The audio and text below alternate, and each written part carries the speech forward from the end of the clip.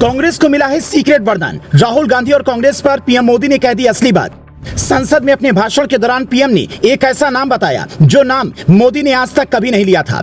सारे सांसद हुए दंग। मोदी ने संसद में कांग्रेस की बैंड बजा दी। मोदी के संसद में आते ही सदन छोड़कर भागे राहुल गांधी। पीएम मोदी का दिखा रौद्र रूप। मोदी बोले 2018 में ही बता दी थी 2023 की कहानी जनता माफ नहीं करेगी।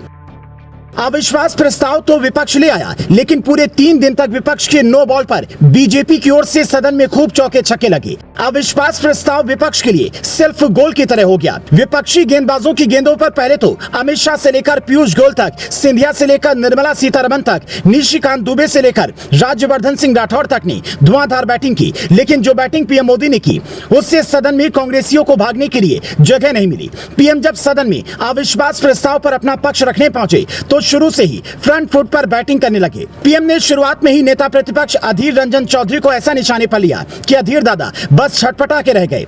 मोदी ने अधीर रंजन की दुखती रग पर हाथ रखते हुए अधीर रंजन से पूछ लिया, दादा आपसे मेरी संवेदना है, पहले ये पता करो कि सदन में बोलने वालों की लिस्ट में आपका नाम क्यों गायब है। पीएम ने अपने भाषण के दौरान एक नाम लिया जो नाम आमतौर पर पीएम मोदी कभी नहीं लेते हैं। अधीर रंजन पर बोलने के दौरान पीएम ने बताया कि पुराने समय में जब भी अविश्वास प्रस्ताव पर इस संसद में बहस हुई तो इसकी शुरुआत हमेशा नेता प्रतिपक्ष ही किया करते थे। ऐसे ही एक बहस में सोनिया जी ने भी हिस्सा लिया था। विपक्ष की फितरत में ही अविश्वास भरा हुआ है। विपक्ष को एक सीक्रेट वरदान मिला हुआ है। विपक्ष जब किसी को गाली देने लगे तो समझ लीजिए जिसको गाली दे रहा है उसके लिए दिन बदलने वाले हैं। उसका एक उदाहरण तो सामने है। 9 साल तक क्या क्या प्रयास नहीं किए गए लेकिन कुछ नहीं कर सके। इनको वरदान है। इसका उदाहरण देता हूँ। ये HAL को गाली देते थे, बोलते थे ये बर्बाद हो जाएगा, लेकिन आज HAL अपनी ऊंचाइयों पर है। ये LIC को भला बुरा कहते थे, आज LIC की हालत देख लीजिए। ये हमारे बैंक सुधारों को गाली देते थे, लेकिन आज सारे बैंक सरप्लस में हैं। ये सब इनके सीक्रेट वरदान का फल है।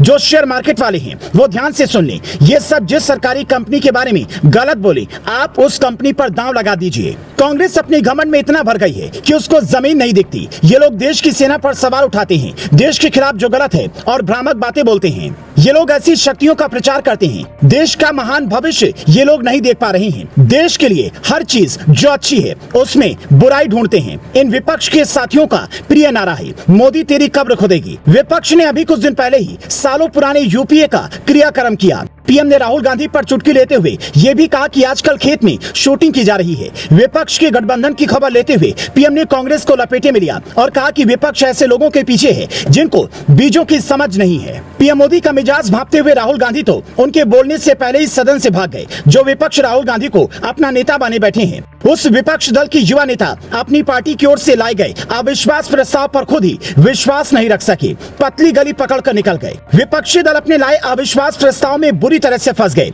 पीएम ने अपने लंबे भाषण में कांग्रेस की ऐसी खबर ले ली कि जनता के बीच विपक्ष एक्सपोज हो गया। विपक्ष की ओर से एक ऐसा वक्ता नहीं था जिसके भाषण ने प्रभाव डाला हो। राहुल गांधी जब भी बोले तो ऐसा लगा कि उनकी राजनीतिक यात्रा वाला पर्चा ही किसी ने उनको सदन में पकड़ा दिया और वो उसको जोर जोर से पढ़ने लगे। पीएम मोदी ने नेहरू गांधी पर कटाक्ष करते हुए ये भी कहा कि इनके नाम तो कई जगह हैं लेकिन काम कुछ नहीं हुआ। पीएम के इस भाषण से कांग्रेस का पूरा इतिहास बुरी तरह से एक्सपोज हुआ है। पीएम ने तो ये तक बता दिया कि कांग्रेस का नाम से लेकर निशान तक कुछ भी अपना नहीं है। पीएम का भाषण आपको कैसा लगा हमें कमेंट करके जरूर बताएं।